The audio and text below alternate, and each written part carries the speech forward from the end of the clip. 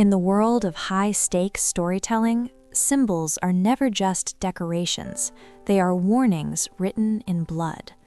Today, we're stepping into the dark woods of power to decode a mystery that connects the misty highlands of Scotland to the brutal wilds of Westeros. We're dissecting the sacrifice of the stag. Why does a dead deer hold the key to understanding the survival or the decay of an empire? Welcome back to Monica's Pie. I'm Sana, and today we are stripping away the glamour to look at the raw mechanics of authority. This is a deep dive into how two of the most iconic shows of our time, The Crown and Game of Thrones, use the exact same animal to send two completely different messages about the nature of ruling. In The Crown, the stag is a manifestation of aristocratic power and legitimacy. Think about the ritual of the hunt at Balmoral. For the British royal family, hunting isn't a mere hobby, it's a strategic display of dominance. When the men of the family go out to track and kill a stag, they are asserting an ancient royal idea: I have the right to rule because I can master the wild. In this world, the act of skinning the animal is presented as cold, clean, and professional. It is controlled violence.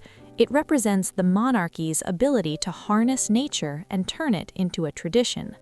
Here, the stag is the symbol of a tamed nature and a disciplined institutional power that survives because it follows a strict ritual.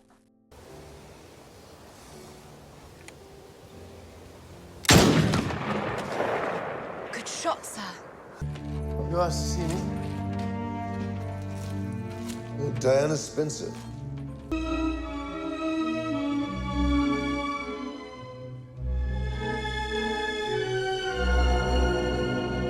But when we turn to Game of Thrones, that image of disciplined power completely shatters. From the very first episode, we see a stag gutted and rotting on the road. This isn't a ritual, it's a prophecy of a corrupt and collapsing kingdom. Since the stag is the sigil of House Baratheon, its death is a direct metaphor for a monarchy that is naked and vulnerable. In Westeros, nature is no longer a victim to be tamed, it is an avenger. King Robert Baratheon thinks he is the hunter, but he ends up as the prey of his own appetites.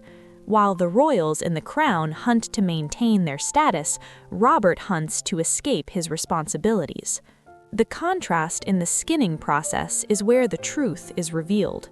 In The Crown, it's a cold, rhythmic ceremony, the firm doing the necessary work to maintain the facade of glory. But in Game of Thrones, the skinning is brutal, ugly, and meaningless. It exposes the hollowness behind the heroic claim. It shows that in Westeros, the person who thinks he is the ruler is actually just a puppet of a crumbling system.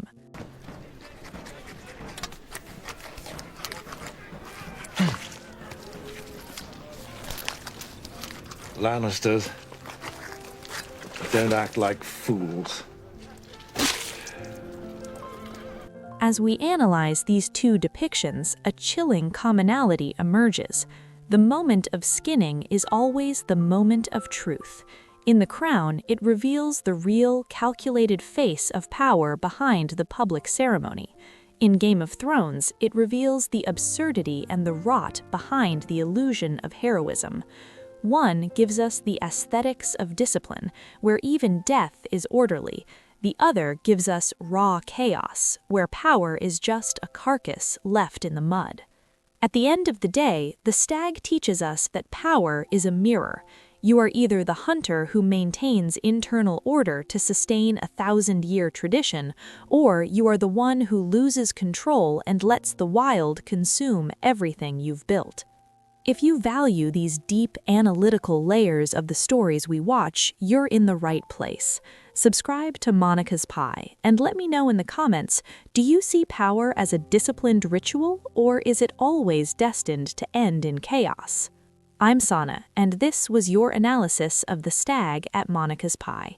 Stay sharp and look closer at the symbols around you. I'll see you in the next one.